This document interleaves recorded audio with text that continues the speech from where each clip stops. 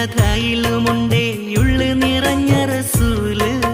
നൊന്ത് കരഞ്ഞാലും ഉമ്മ പാടുന്നൊരു പാട്ടിലുമുണ്ടാ മത്.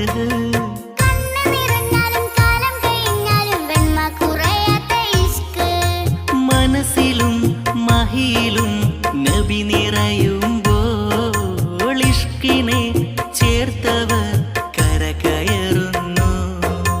നടന്നു നടന്നു മുത്തിന്റെ ചാരെ മാനം കൊടുക്കുന്നു, ഹിതം പറയുന്നു.